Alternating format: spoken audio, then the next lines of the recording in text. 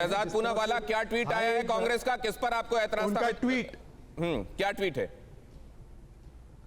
जी मैं आपको ट्वीट दिखा देता हूं जो कांग्रेस पार्टी ने अभी जो उन्होंने अभी ट्वीट किया है पुलवामा को लेकर। तो आपको पता ही है कि सुरजेवाला ने कहा था so called home grown terrorist.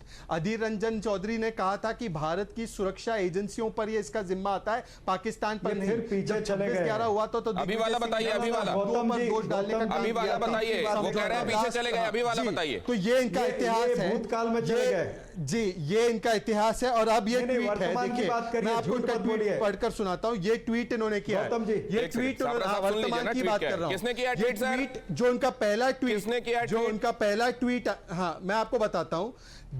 नहीं, ये कांग्रेस के ऑफिशियल हैंडल से है, कांग्रेस के ऑफिशियल हैंडल से है। ठीक है, क्या लिखा है? कांग्रेस का ऑफिशियल हैंडल कहता है देशवासियों को ये बात देशवासियों को ये बात समझ में आनी चाहिए, ये महज सहयोग नहीं, ये प्रयोग है।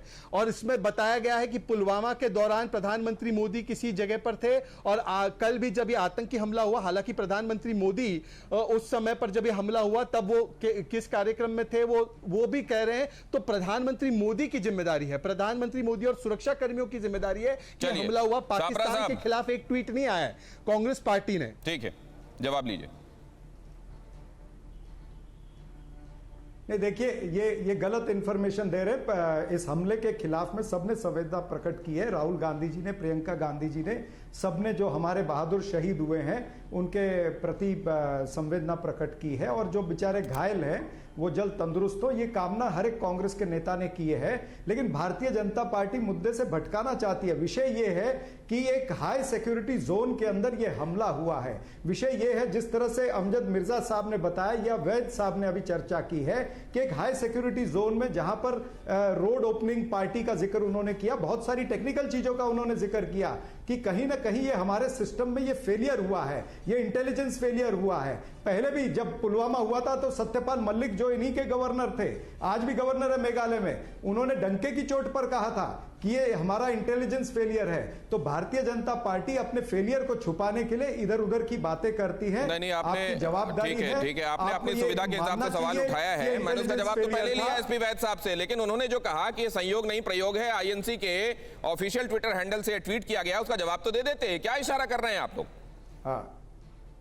हाँ, मैं दे रहा हूं, उसका भी जवाब दे रहा हूं। देखिए, जो मैंने ये आईएनसी के हैंडल से ये देखा नहीं है, मैं देख लूंगा। लेकिन जिस तरह से इन्होंने पुलवामा का जिक्र किया, तो क्या ये बात झूठी है कि जब पुलवामा हुआ तब प्रधानमंत्री कॉर्बेट नेशनल पार्क के अंदर में अपनी शूटिंग कर रहे थे, अपनी फोटोएं खिंचवा रहे थे? 3 बजे 3:30 बजे हादसा हुआ, 5:30 बजे तक प्रधानमंत्री ने उस पर रिएक्ट नहीं किया। 5:30 बजे जब वो देहरादून की रैली को संबोधित कर रहे थे वो रेडियो के जरिए से, तब भी उन्होंने पुलवामा का जिक्र नहीं किया। और अमित शाह कहां थे? केरला में थे। पीयूष गोयल कहां थे? कर्नाटका में थे। एक सेकंड, ये तो बहुत क्लियर कट है। ये देखिए, ये खोला है मैंने ट्वीट कर रहे थे। अगर इसको आप क्लोज कर सकते हैं तो दिखाइए।